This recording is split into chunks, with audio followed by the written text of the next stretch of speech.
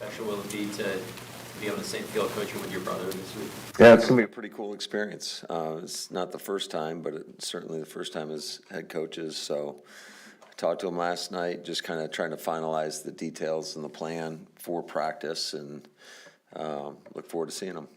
How much interaction will there be among you during the week with him staying all week and anything planned or anything like that? Yeah, we're gonna do something with our staffs together, and it's not the first time we've done that. We've done that with other teams that have come in, where we get together after the practice. It's not your first time having talked to another coach now in terms of a joint practice, but has this been different working with your brother anyway? Yeah, he is quick to criticize everything that I put on the schedule. So he's like, why are we doing this? Why are we doing that? We never do this. And I was like, all right, Mike, you got all the answers. So, but no, it's been healthy. It's been good. So there's been give and take on both sides for sure. Has the criticism gone back the other way at all, or just one way? No, it's pretty much one way.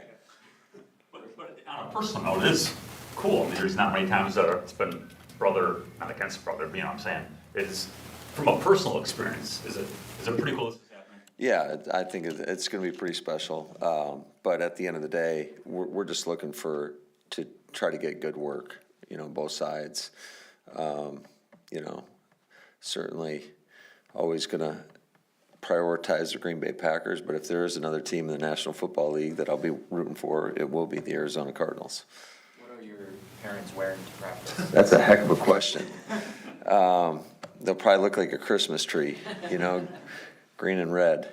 Matt, following his journey from the beginning, what have you thought of the work that he's put in to put himself in this position now to be in the same spot as you as a head coach in this league? Yeah, I think it's a byproduct of a lot of things. I'd say certainly, he's never shied away from the work. He's earned the opportunity. And then it's also, we've both been fortunate to be around a lot of great people. And this doesn't happen unless you get those experiences and learn from some of the best in football. So, but it's cool to see him get a shot. What advice have you given him given your experience as being the first time head coach?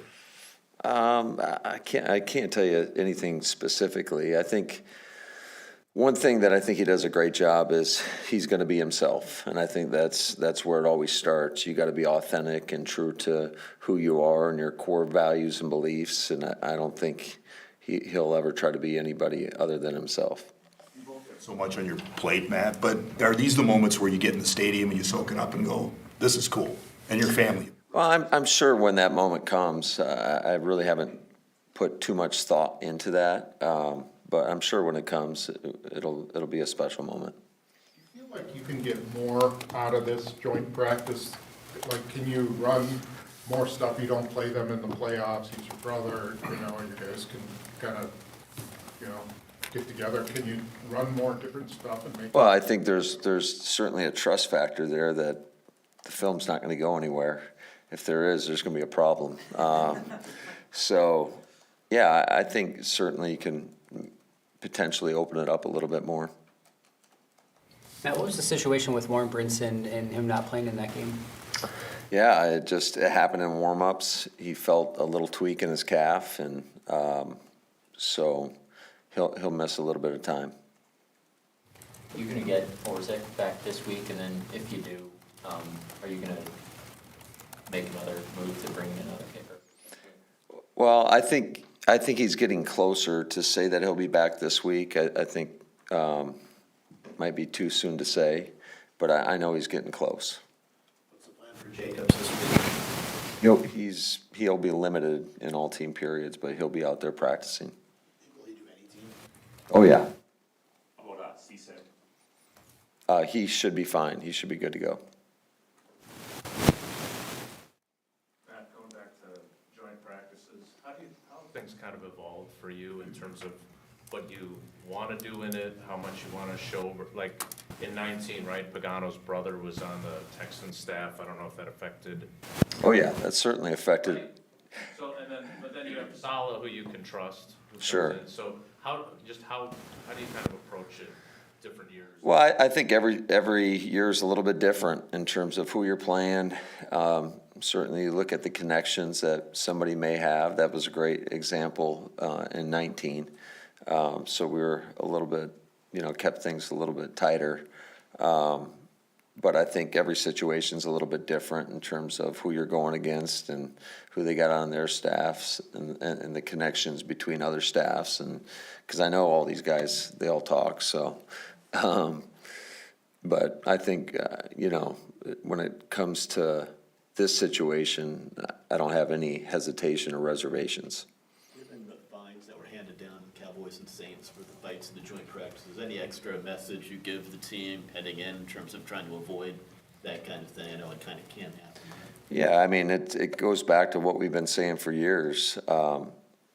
First of all, if there is an issue in practice, and that we're not going to play everybody in the game in it, but if you don't get your work in, you're going to play in the game. And conversely, if you're somebody that needs that work to get those snaps so the whole world can see it, you're going to be limited or not at all playing in the game. And then the second part of that is if there's an issue, I'm going to tell the guys, hey, you come tag me in.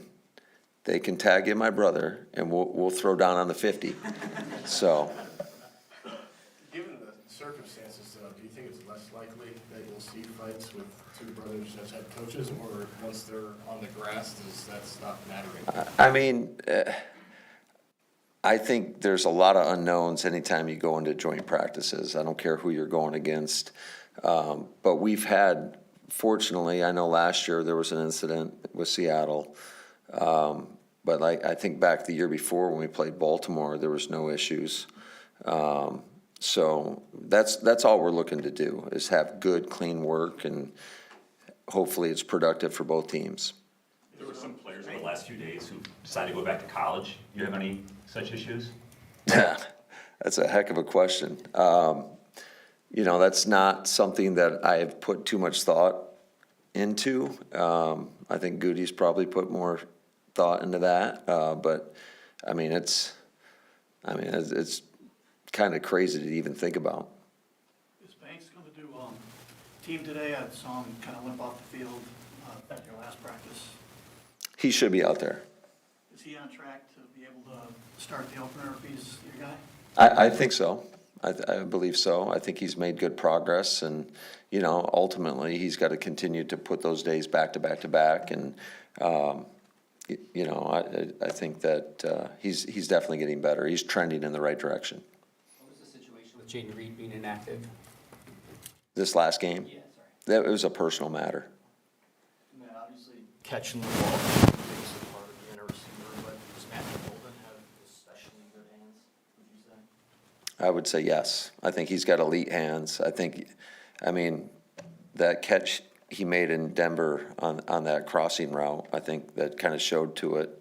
I thought it was good, just a good savviness by him. He felt an underneath defender, and he kind of bled up the field, because I think it was a good ball, especially he kind of changed the angle on Jordan. But to make that catch and not lose stride, a low hands catch, I think that just speaks to just how good his hands really are. After watching back the preseason game, what did you see from Chris McClellan specifically in his play? Yeah, I thought he flashed. I thought he did a lot of great things. I think just playing with the play style that we're looking for, he showed some good burst getting after the quarterback. There was a play where he got out of the stack and almost took out Jalen Simpson, but I just like the effort running to the football. But there's certainly a lot of things that he can improve upon as well, and we'll get him coached up on those. But I do think he's a really good, young, talented player. Did J. Mike clear protocol? He's working through that right now. Okay, for him, what have you thought of the camp he's had, and how tough might that be for his push to make this team if he does miss this last week? Well, I think he's done a lot of good things, and what I really like about him is just doing all the little things, because I think it's true with most young players, especially guys that are trying to carve out a role on this football team. It's like the more you can do. And I think we've seen it in the run game, just how he goes out there and blocks. I think we've seen it on special teams, his ability to go out there and contribute. So, there's going to be a lot of tough decisions, though, down the stretch. Two more, please. On the opening drive against the Broncos, 99, Zach Allen got in the back a couple of times, one time back-to-back, and yet you end up scoring on the drive. Could you talk about how you thought that drive went? Yeah, I thought overall it was pretty positive. Certainly, he's a really good player. I think he is probably undervalued around the league. I mean, he's been disruptive. Every time we've gone against him, he's been a problem. So there's a lot of things that we certainly can do better from a technical standpoint and clean up to not allow that to happen. But overall, I was pleased with our offense. Going back to Matt's question about Sturdivant, you got him, you got Nayor, you've got Shepard, who had a good game. How do you kind of view that group and what they're competing for? And has it helped that McCord has played as well as he has? Because sometimes you get a third quarterback in there, and maybe those guys don't get the same ops. Yeah, that's something that we talk about all the time. Is I think Kyle's gone in there and done a great job allowing those guys to have the opportunity to make plays. To your point, that doesn't always happen. So, all those guys, I think are worthy. I mean, they've all done a great job, and it's not just been one game. It's been consistent throughout training camp. Thank you, guys. Thanks, guys.